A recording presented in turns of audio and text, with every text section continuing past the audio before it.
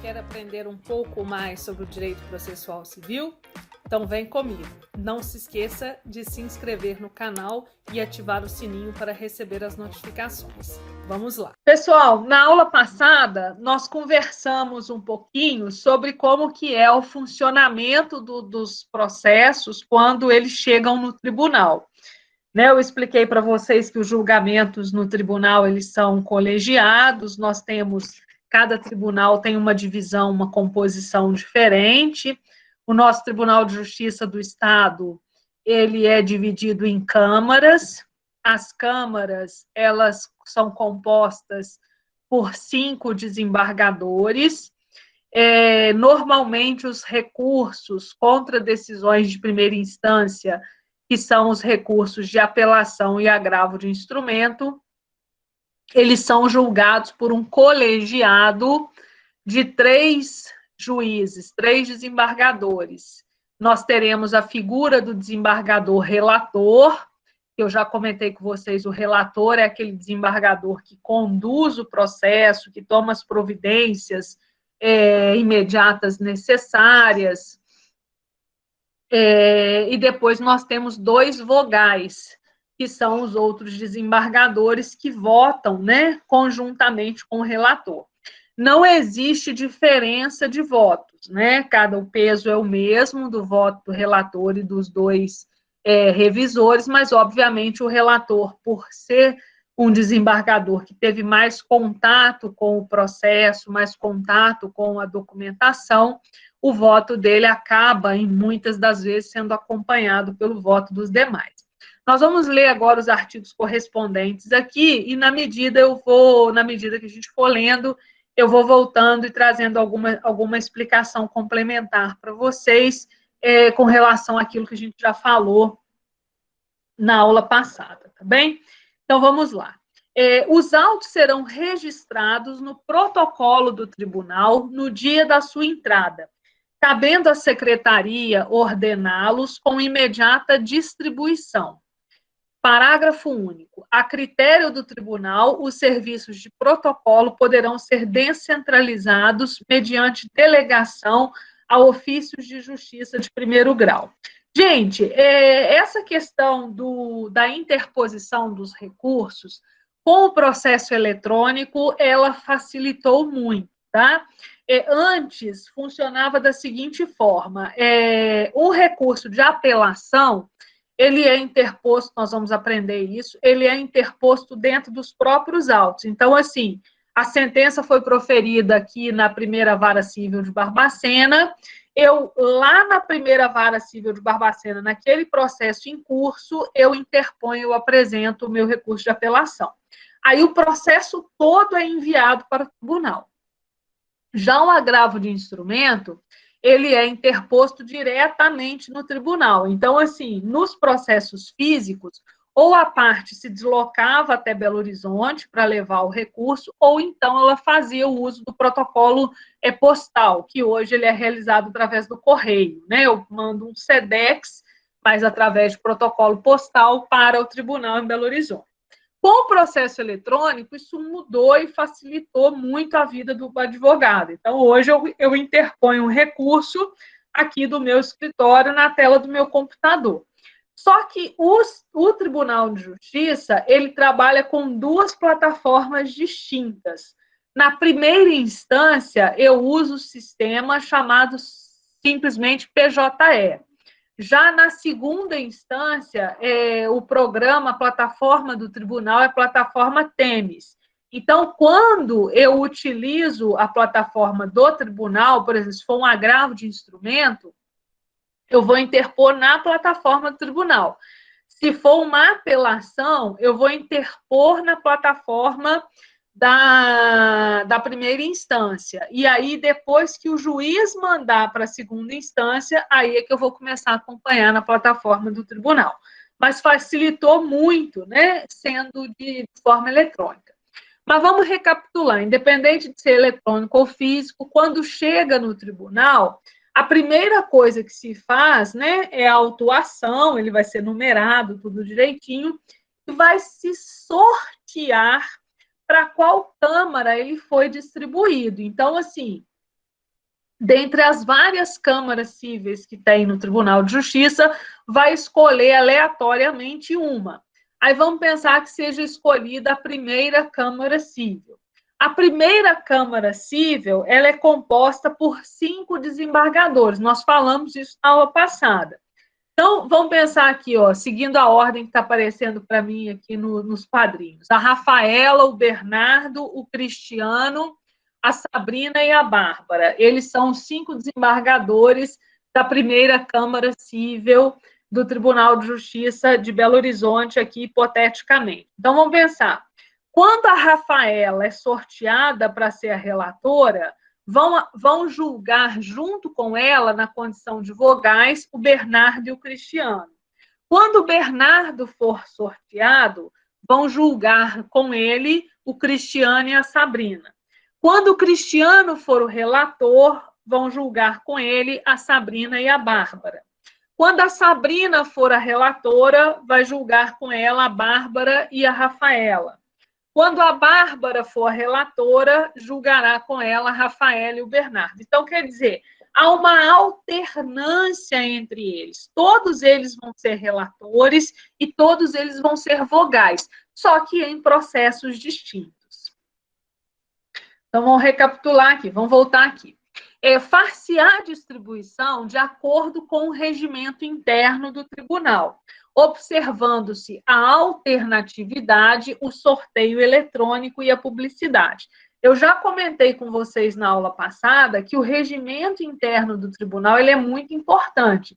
Então, se eu estou trabalhando com recurso, eu tenho que conhecer não só as disposições do CPC, mas também as disposições do regimento interno do tribunal. O primeiro recurso protocolado no tribunal tornará prevento o relator para eventual recurso subsequente interposto no mesmo processo ou em processo conexo. O que é isso? Vocês lembram do fenômeno da prevenção? Aquele juiz, né, que primeiro despachou, que primeiro determinou a citação, ele torna-se prevento para conhecer dos processos conexos. No âmbito do tribunal, isso também acontece, até mesmo por uma questão, né, de uniformização do entendimento. Então, vamos pensar. Antes de eu ter uma sentença de mérito no processo, na primeira instância, eu posso ter várias decisões interlocutórias, por exemplo, que se sujeitem, né, que sejam possíveis de impugnação mediante agravo. Vamos pensar que eu tenha pedido, ao distribuir a inicial, uma tutela antecipada, essa tutela antecipada tenha sido negado e eu recorra, através de um agravo de instrumento, ao Tribunal de Justiça. O meu agravo de instrumento, quando ele for distribuído, vai ser sorteado um relator. Aí, no nosso exemplo aqui, vamos pensar que o Cristiano foi um relator sorteado. O Cristiano vai julgar, né, junto com o colegiado aí, que é a Sabrina e a Bárbara, vão resolver o agravo de instrumento, o processo de primeira instância vai seguir. Quando chegar na sentença, o juiz proferir uma sentença, se houver a interposição de um recurso de apelação, que é o recurso cabível contra a sentença, quando esse recurso for para o tribunal, não vai sortear um novo relator. Aquela Câmara, né, e aquele relator que já estavam, que já atuaram no agravo de instrumento, serão preventos para julgamento da apelação. Então, quem vai julgar a apelação? Os mesmos desembargadores, no nosso exemplo fictício aqui, o Cristiano, a Sabrina e a Bárbara. Eles serão preventos porque eles já julgaram o recurso anterior. Distribuídos os autos, serão imediatamente conclusos ao relator e, em 30 dias depois de elaborar o voto, restituí-los com relatório à secretaria. Gente, o relator, como eu comentei com vocês, ele é muito importante porque ele tem uma série de atribuições dentro do processo. Então, assim, é ele quem vai praticamente conduzir aquele processo no âmbito do tribunal. Os outros desembargadores, os outros 2 vogais, muitas das vezes, eles só participam no dia do julgamento, só no dia do julgamento que eles vão lá, tomam conhecimento da matéria que está sendo discutida e proferem o seu voto. Aí vocês podem pensar assim, professora, mas só no dia do julgamento que eles vão tomar conhecimento daquela matéria e vão decidir? Olha só, o tribunal julga, né, milhares e milhares de processos por ano. Eles conhecem, aqueles relatores, né, aqueles desembargadores, já estão ali atuando com aquelas causas há muito tempo. Então, assim, muito provavelmente eles já têm uma opinião, né, uma convicção com relação a determinadas matérias. É muito difícil da gente ter situações em que chegue uma demanda lá no tribunal para tratar de um assunto que eles ainda não tenham decidido ou que eles ainda não tenham um pré-entendimento a respeito daquilo, né? Quando a gente pega essas situações, por exemplo, que você tem mudança legislativa, né? Que você tem uma mudança de entendimento, aí é que você tem essas situações. Aí, como o assunto é novo, aquilo vai implicar numa discussão maior. Mas as rotinas de sempre, né, do tribunal, aqueles assuntos que já são recorrentes, eles já têm um entendimento. E cada um deles já conhece o entendimento dos outros colegas, né, porque eles já fazem aquilo ali conjuntamente há muito tempo. Embora eles sejam alternados em relação aos processos, as câmaras são fixas. Então, assim, esses 5 desembargadores, né, que eu mencionei, eles sempre vão atuar na primeira Câmara Civil. Só vai variando, né, que cada hora um vai ser relator e um vai ser vogal. Mas todos eles são os que atuam ali perante essa primeira Câmara Civil e já tem uma opinião, um entendimento formado a respeito daquele assunto. Então, nós vamos ver aqui agora quais são as atribuições do relator. São muitas essas atribuições. Olha só. Só um minutinho. Incumbe ao relator, inciso 1, dirigir e ordenar o processo no tribunal, inclusive em relação à produção de prova, bem como, quando for o caso, homologar a autocomposição da parte. Então, vejam bem, é o relator quem dirige o processo no tribunal, é ele quem coordena como que aquele processo, né, se tem necessidade de intimar a parte contrária para se manifestar, se isso ainda não foi feito, se tem que intimar o Ministério Público, se tem que determinar alguma providência, é o relator quem faz o exame de admissibilidade dos recursos e assim por diante.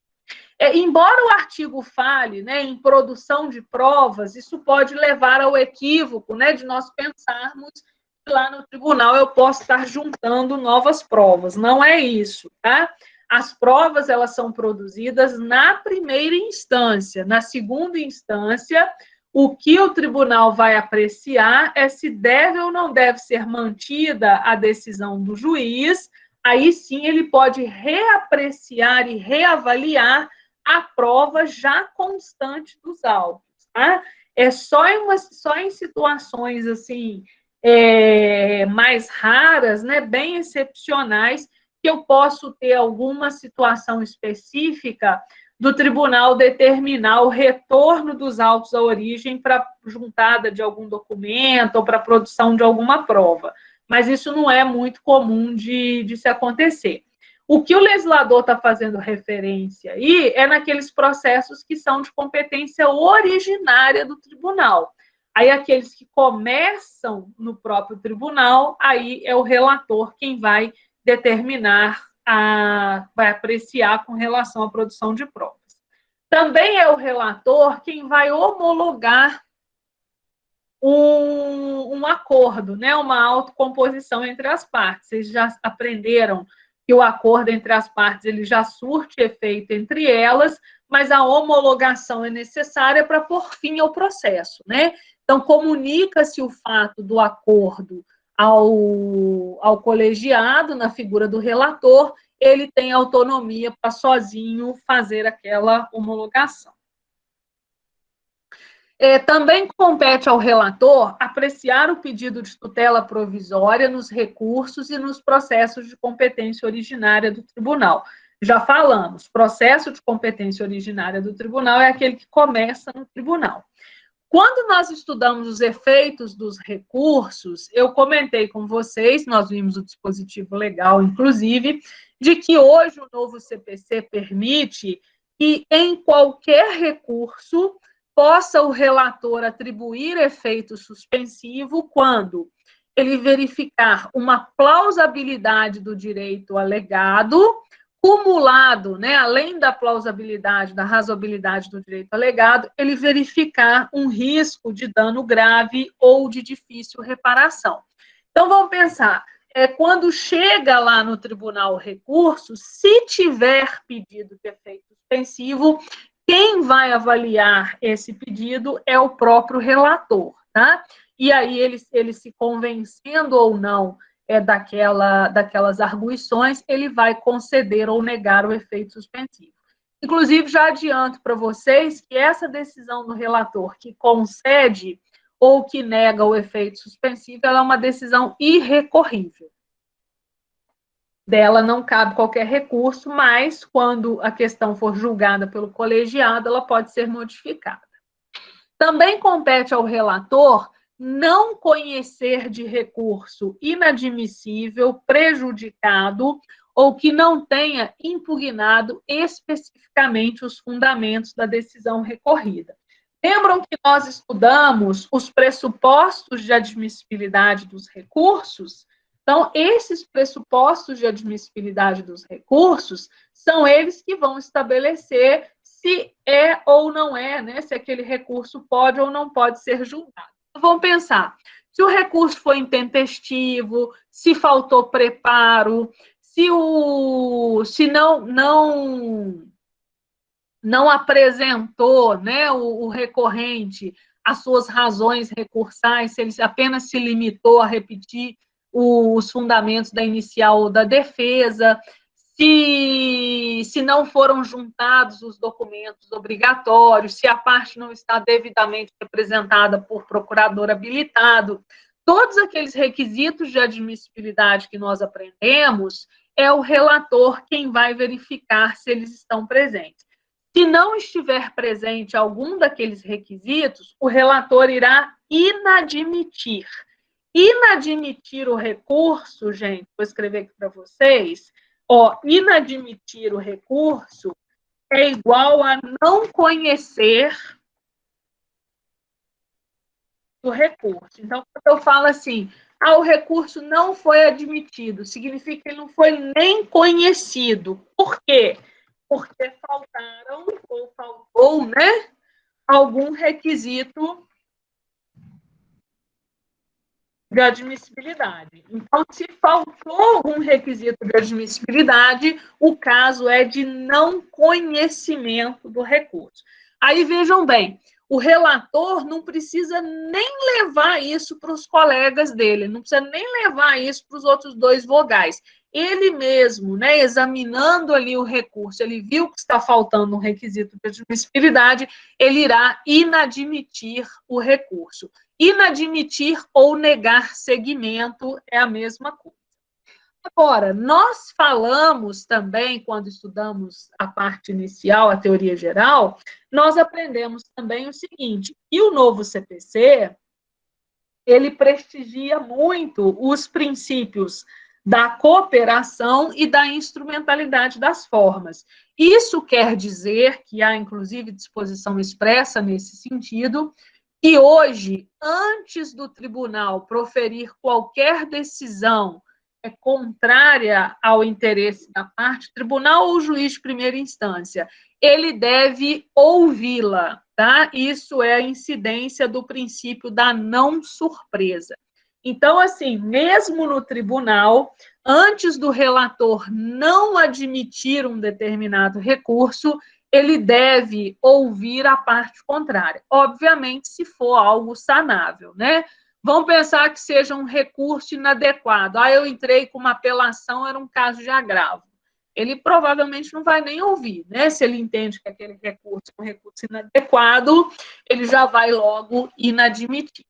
Nós vamos aprender que dessa decisão do relator, que ele decide sozinho, né, uma decisão monocrática, cabe o chamado recurso de agravo interno ou simplesmente de agravo. Aí esse agravo interno ele é direcionado ao colegiado, justamente para o colegiado chancele ou não aquela decisão do relator. Pessoal, está tranquilo? Se tiver alguma questão, vocês levantem a mão, mandem uma mensagem aí, eu ligo o microfone, tá bem? Se tiver passando alguma coisa que vocês não estejam entendendo, vão me dando um feedback aí, porque é importante, tá? Essa matéria tem muito detalhe, eu estou tentando trazer, né, muita informação assim de ordem prática para ficar mais tranquilo para vocês compreenderem. Então vamos lá.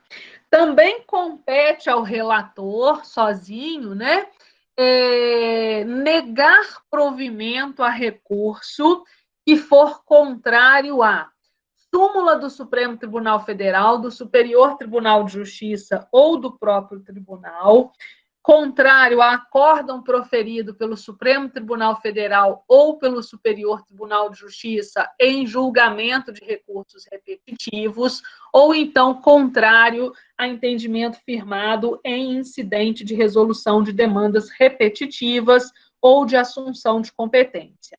Então, olha só, pessoal, assim como o relator pode, né, negar seguimento ou inadmitir um determinado recurso porque falta pressupostos de admissibilidade, a lei também permite que ele possa negar provimento. Negar provimento é mérito, tá? Significa que ele analisou o recurso, ele analisa o recurso,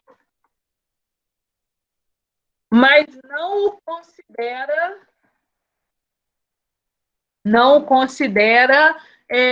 procedente, né? Ele não entende que o recurso deva prevalecer. Então, quando ele verificar, né, que aquele recurso é contrário ao que têm entendido os tribunais superiores, ou mesmo o próprio tribunal, ele não vai nem submeter aquela questão ao colegiado. Eu não sei se vocês se recordam, mas na aula passada a gente conversou um pouquinho sobre isso, e eu expliquei para vocês que hoje há uma tendência muito grande, isso inclusive é o que preconiza o novo CPC, no sentido de que os tribunais, né, ou os juízes inferiores, eles devem acatar os entendimentos, as decisões dos tribunais superiores. Então, assim, o novo CPC traz isso em várias passagens. Então, vejam bem, se o STJ já tem um entendimento firmado sobre o assunto, ou o STF, ou mesmo o próprio Tribunal de Justiça, não tem por que levar aquele assunto ao colegiado, aquilo ali, eles já decidiram por diversas vezes um entendimento contrário ao que a parte está recorrendo. Então, em prestígio, né, ao princípio da economia processual, em prestígio ao princípio da celeridade, já pode o relator, de plano, de forma monocrática, negar provimento ao recurso.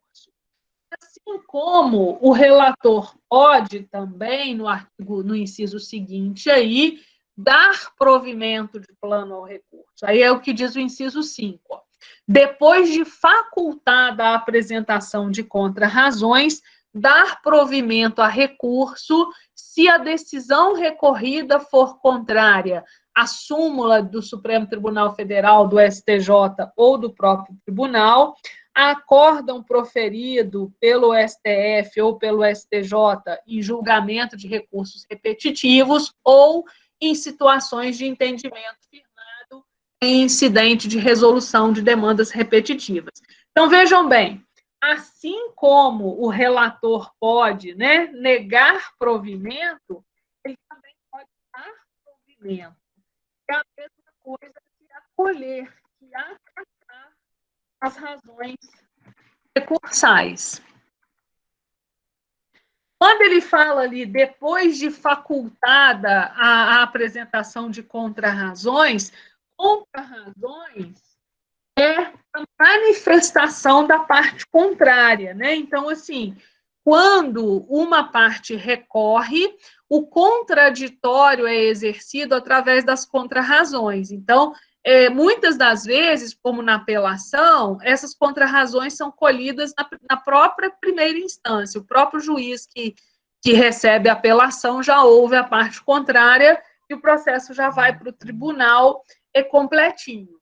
No caso do agravo de instrumento, não. No agravo de instrumento, como ele é interposto direto no tribunal, aí o relator é que vai abrir vista, né, para que a parte apresente as suas contrarrazões. Então, o que acontece? Se, ao contrário da situação anterior, né, o recurso está de acordo com o que entende os tribunais superiores, a decisão do juiz de primeira instância que é contrária ao entendimento dos tribunais, já pode ali o relator de plano em decisão monocrática dar provimento ao recurso.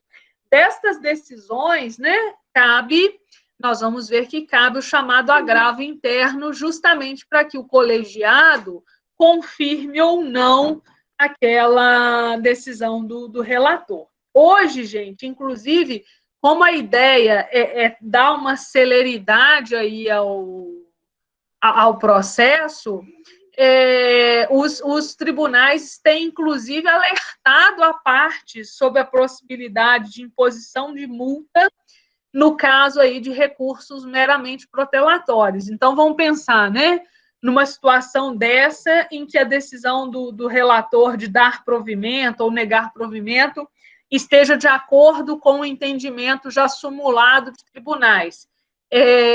Se a parte ainda assim interpuser um recurso, interpuser um agravo interno, por exemplo, poderia ser o caso, inclusive, de aplicação de uma multa por imposição de recurso meramente protelatório. Na sequência aqui, então, assim, todas essas questões aí, né, do 932 são atribuições do relator.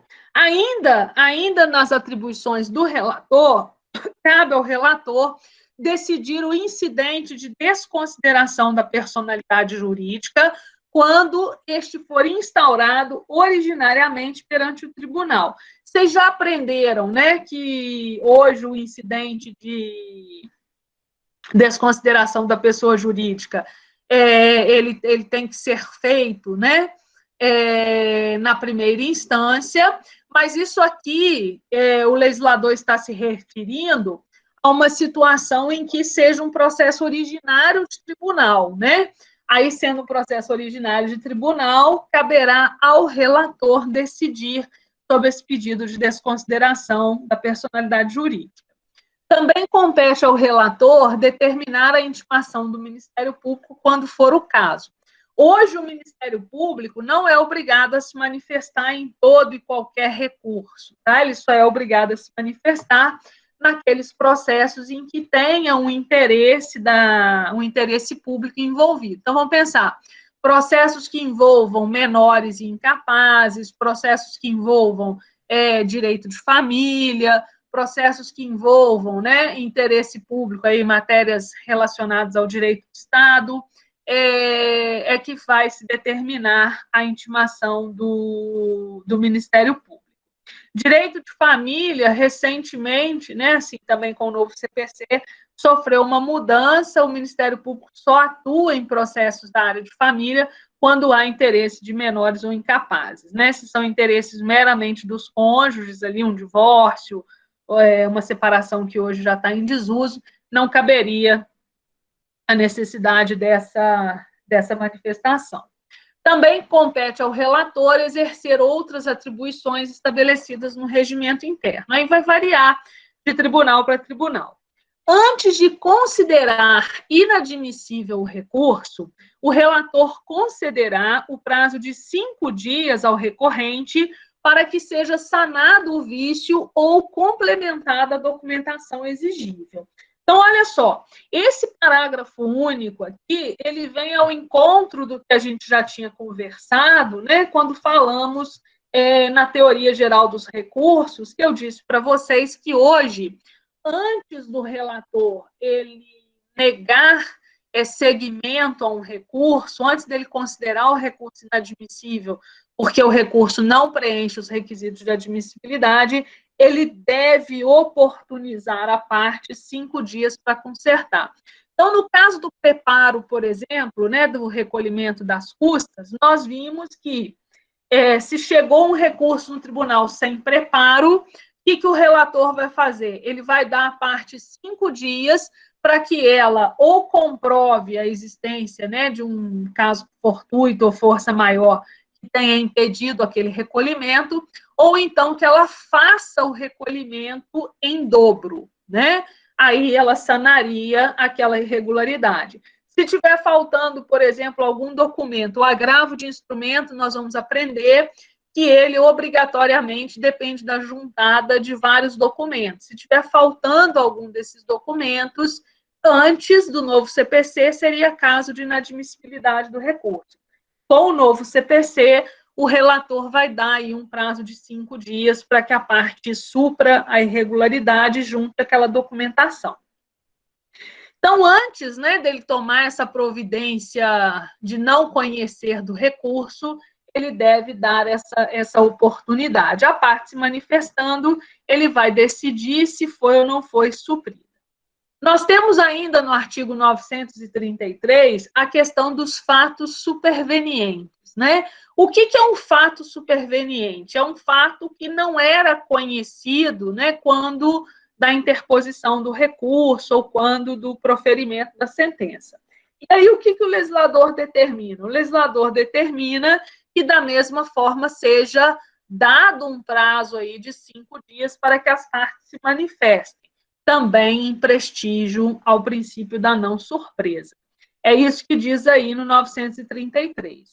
Se o relator constatar a ocorrência de fato superveniente à decisão recorrida ou a existência de questão cognoscível de ofício, apreciável de ofício, e ainda não examinada, que devam ser consideradas no julgamento do recurso, intimará as partes para se manifestarem no prazo de 5 dias.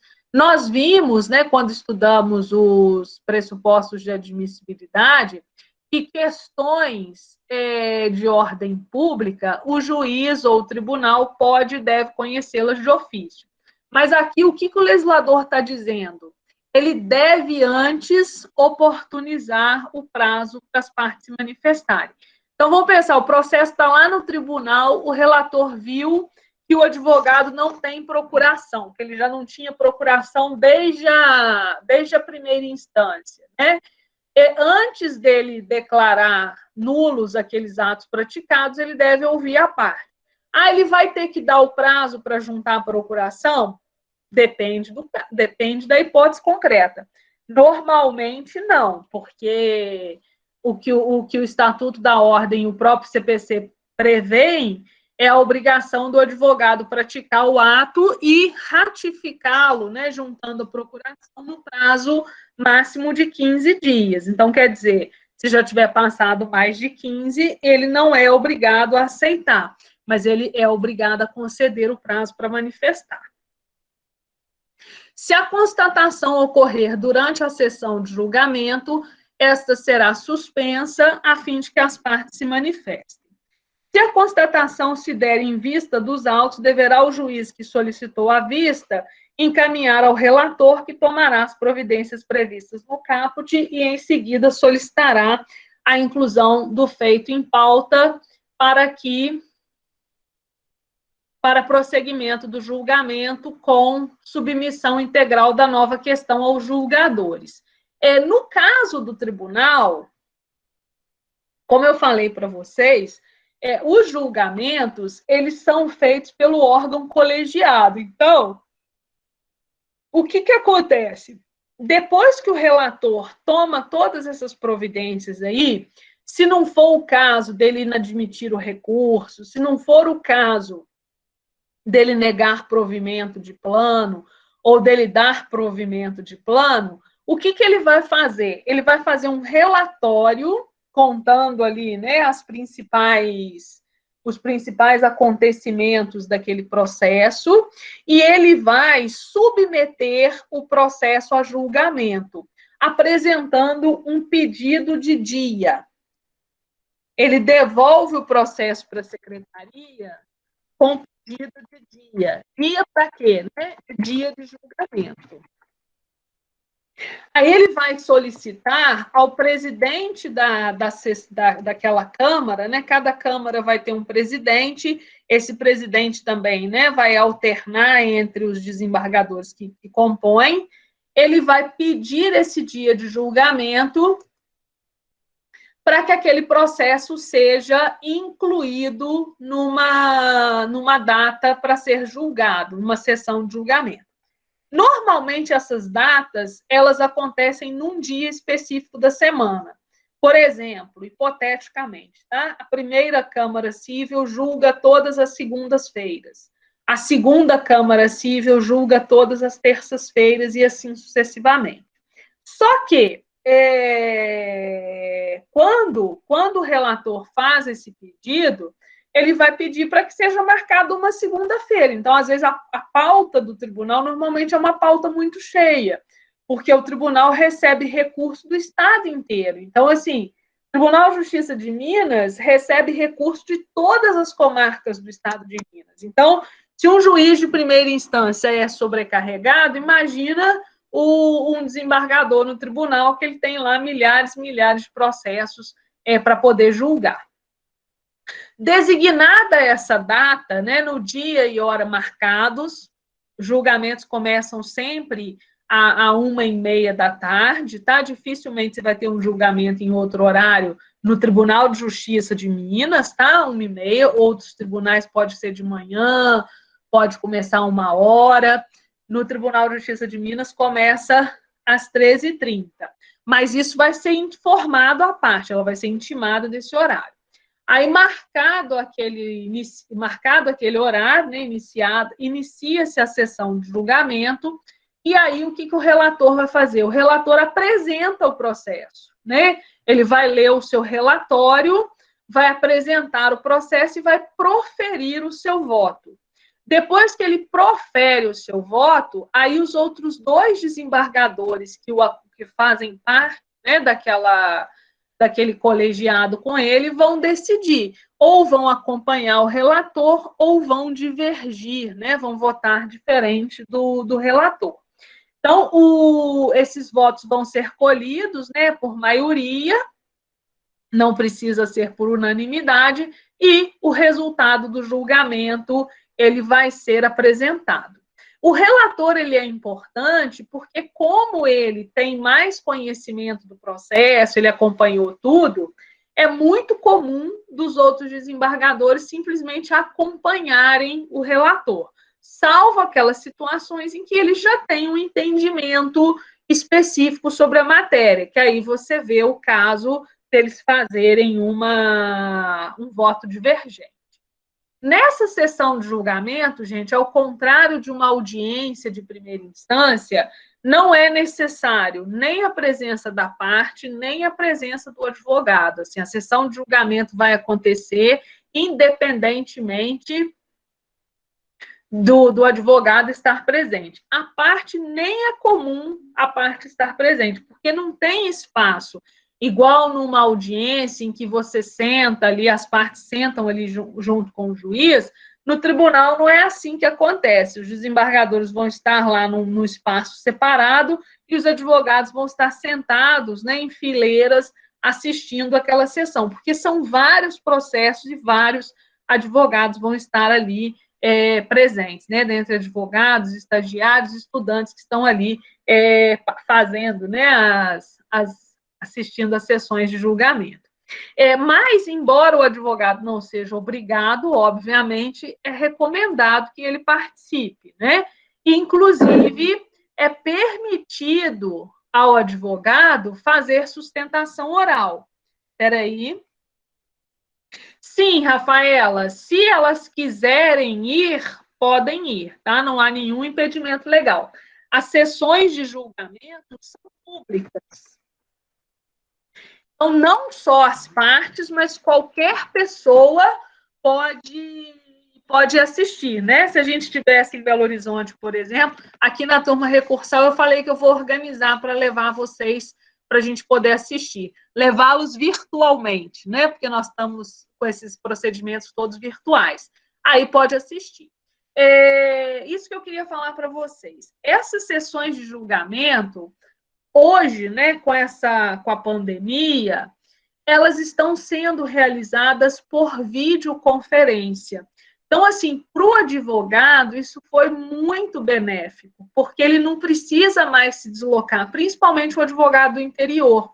Antes, gente, alguns escritórios contratavam escritórios na capital, ou então contratavam escritórios em Brasília, só para representá-los no tribunal. Hoje não, hoje é mais acessível. Então, eu consigo fazer uma sustentação oral daqui do meu escritório, né? Do meu escritório, da minha casa. Eu não preciso ir a Belo Horizonte, como acontecia antes da pandemia. Então, facilitou muito. E acreditem vocês, o CPC já previa esta possibilidade. Então, Rafaela, muito legal. O CPC, nós vamos ver aqui, o CPC de 2016, antes da pandemia, e ele já previa essa possibilidade das sessões de julgamento para os advogados que residissem fora da comarca do tribunal, que eles pudessem sustentar por videoconferência. Antes da pandemia, os tribunais não aceitavam, eles diziam que não tinha equipamento, né, que pudesse permitir. Agora, com a pandemia, isso virou regra. Aí você pergunta, vai continuar? Eu acredito que veio para ficar. Porque facilitou não só para o advogado, mas para os próprios desembargadores, né? Para eles é muito mais rápido estar ali fazendo uma sessão de julgamento de forma virtual.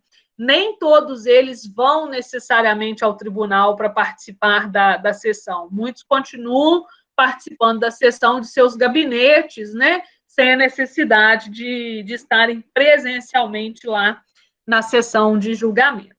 Você me perguntou sobre as partes, elas podem ir, mas não é comum de ir, não. Tá? É raro você ver parte no tribunal participando de sessão de julgamento. Até porque, assim, eles não vão fazer qualquer referência às partes, porque não há essa previsão de estarem ali. Então, eles vão se referir única e exclusivamente ao advogado. Eu falava da sustentação oral. O que é a sustentação oral? É um prazo de 15 minutos que é dado ao advogado, né, tanto ao advogado do recorrente quanto do recorrido, para que ele possa apresentar ali para o tribunal alguns argumentos, né, algumas questões relevantes sobre o recurso interposto. É extremamente desagradável o advogado que chega numa sustentação oral e lê o seu recurso. Eu já vi, inclusive, vários desembargadores advertirem o advogado que, se for para ele ler, não precisa fazer sustentação oral, né? Ele deve, na sustentação oral, só pontuar ali questões que são importantes. Isso não quer dizer que eu não possa me valer de alguma anotação, tá, gente? Eu posso ter uma anotação, uma referência, mas é muito feio eu ficar lendo ali, principalmente repetindo o que eu já escrevi no recurso, né? A ideia é fazer isso aqui que a gente está falando, chamar a atenção de alguns pontos específicos, de alguma questão importante, falar de uma prova, falar de um depoimento de uma testemunha, falar de um entendimento recente do STF ou do STJ. Essa é a ideia de uma sustentação oral. Eu costumo dizer para os meus alunos que, se você não tem nada relevante para dizer, é melhor nem fazer sustentação oral, porque você vai cansar ali os desembargadores e está arriscado vir uma decisão pior do que viria se você não falasse nada. Então, deve ir preparado. Então, vamos ver aqui, ó, preparação para o julgamento. Em seguida, quer dizer, depois que ele tomou aquelas providências, né, Os autos serão apresentados ao presidente da Câmara, que designará um dia para julgamento, ordenando, em todas as hipóteses previstas neste livro, a publicação da pauta no órgão oficial. Entre a data da publicação da pauta e a data da sessão do julgamento, deverá decorrer pelo menos o prazo de 5 dias, incluindo-se em nova pauta os processos que não tenham sido julgados, salvo aqueles cujo julgamento tiver expressamente sido adiado para a primeira sessão seguinte. Então, marca a data do julgamento, as partes precisam ser intimadas, né, com 5 dias de antecedência sobre aquela data. Necessariamente, justamente para que o advogado possa se preparar e se organizar para poder se manifestar. Às partes será permitida a vista dos autos em cartório. Cartório, nós já sabemos que quando o CPC usa essa expressão, ele está se referindo à secretaria do tribunal, né, para após a publicação da pauta. Afixar-se-á a pauta na entrada da sala em que se realizará a sessão de julgamento. A ordem de julgamento, ela vai atender ao disposto no artigo 936 e também no regimento interno do tribunal. Normalmente julga primeiro os processos com assistência. Processos com assistência são aqueles processos em que o advogado, ou aí sim a parte, se inscreve só para assistir. Ela vai lá e fala assim, preenche um papelzinho e fala, eu estou presente para assistir.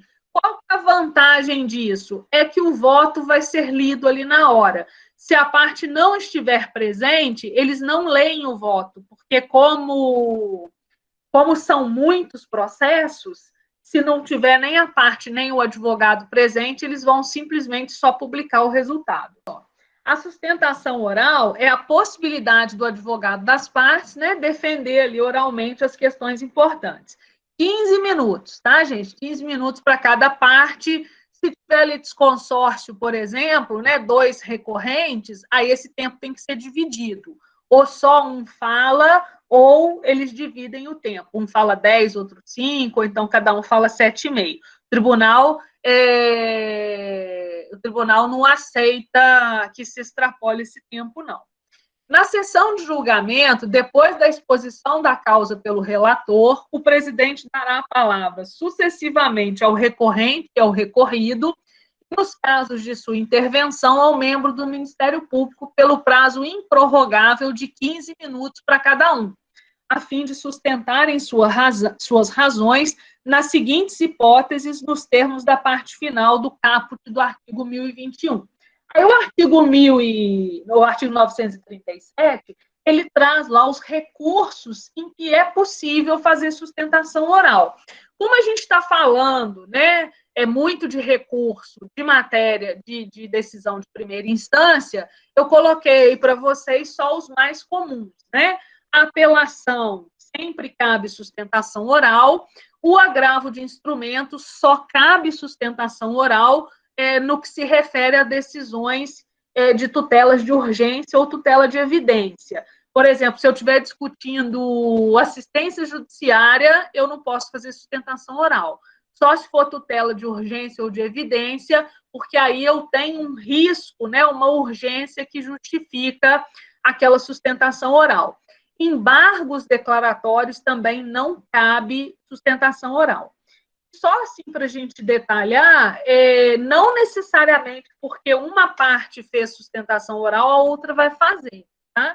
Às vezes acontece de só o advogado de uma das partes está presente no tribunal. Aí aquele que se inscreveu e que requereu é que vai fazer a sustentação oral. Olha aí o parágrafo 4º que já previa a sustentação por videoconferência. É permitido ao advogado com domicílio profissional em cidade diversa daquela onde está sediado o tribunal realizar sustentação oral por meio de videoconferência ou outro recurso tecnológico de transmissão de sons e imagens em tempo real, desde que o requeira até o dia anterior ao da sessão de julgamento. Quer dizer, já em 2016, né, quando entrou em vigor, o código já previa a sustentação oral por videoconferência, mas, como eu falei para vocês, os tribunais não aceitavam. Com a pandemia, isso virou agora a regra. Hoje você não consegue ainda participar de um julgamento pessoalmente no tribunal. Parece que as câmaras criminais estão recebendo advogados presencialmente, mas as cíveis só estão participando, realizando seus julgamentos por videoconferência. Depois, né, pessoal, aí eu vou ter a proclamação dos resultados. O que é isso?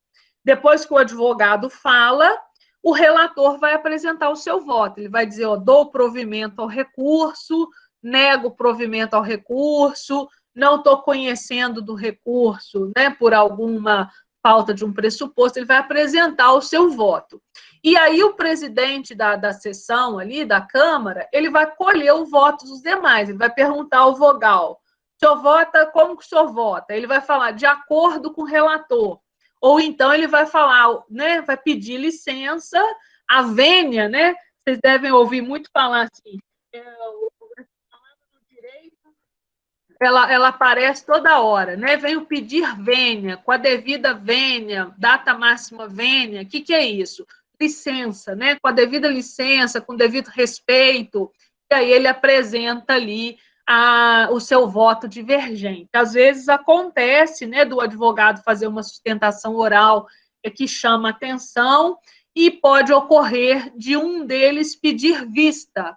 Quando um deles pede vista, é motivo de comemorar, significa que você falou alguma coisa na sustentação que chamou a atenção deles e fez com que eles vá reexaminar aquele processo. Embora a lei diga, né, que os votos sejam orais, hoje em dia, pelo esse grande volume de processos que tem, eles já levam o voto pronto, já levam até impresso. Mas isso não quer dizer que não possa ser modificado, né? Até a data que o presidente da sessão proclama o resultado, o voto pode ser modificado. Então, ainda assim, é importante participar, é importante fazer a sustentação oral. É isso que diz aí o 941. Proferidos os votos, o presidente anunciará o resultado do julgamento, designando para redigir o acórdão o relator, ou, se o relator for vencido, o autor do voto vencedor, um dos vogais. O voto poderá ser alterado até o momento da proclamação do resultado pelo presidente, salvo aquele já proferido por juiz afastado ou substituído. No julgamento da apelação e do agravo de instrumento, a decisão será tomada no órgão colegiado pelo voto de 3 juízes, o desembargador relator e mais 2 vogais. O voto vencido será necessariamente declarado e considerado parte integrante do acórdão, para todos os fins legais, inclusive de pré-questionamento. Os votos, os acórdãos e os demais atos podem ser registrados em documento eletrônico e assinados eletronicamente. Hoje é tudo assim. Todo acórdão conterá ementa. Lavrado o acórdão, sua ementa será publicada no órgão oficial no prazo de 10 dias. Não publicado o acórdão no prazo de 30 dias, contados da data do julgamento, as notas taquigráficas, que são anotadas lá na hora, o substituirão. No caso do caput, o presidente lavrará de imediato as conclusões e a ementa. Gente, o que é uma ementa? Uma ementa é um resumo do voto.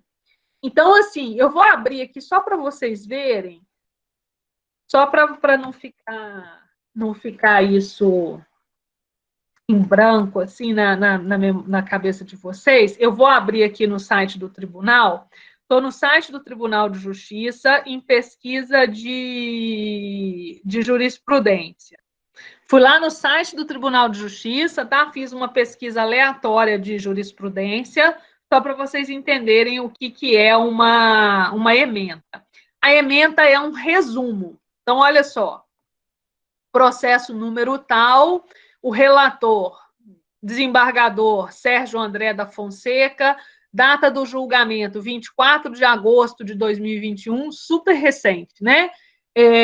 Anteontem. Data da publicação no mesmo dia, ó, 24 de agosto de 2021.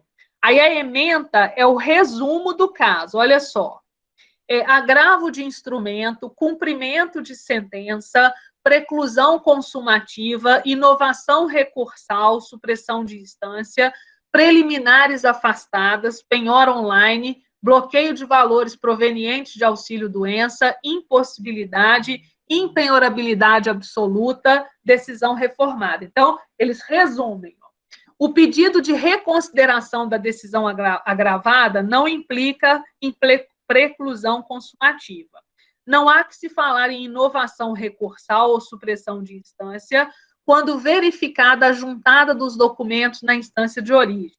Da mesma forma, oportunizado o contraditório e a ampla defesa, inexiste prejuízo com a juntada de documentos em sede recursal.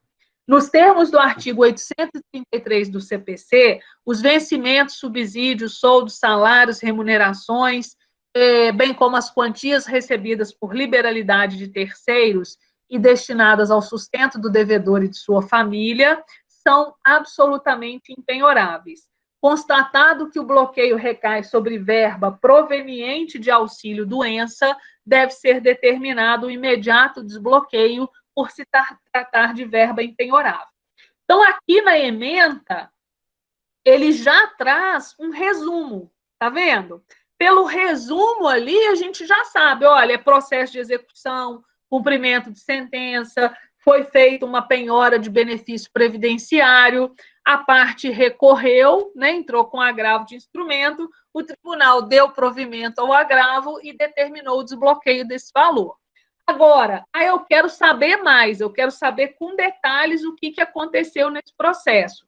Aí eu vou vir aqui, ó, e vou ver o inteiro teor. Eu clico no processo, aí ele vai aparecer aqui para mim, ó, depois da ementa, que é o resumo, ele vai aparecer aqui o inteiro teor.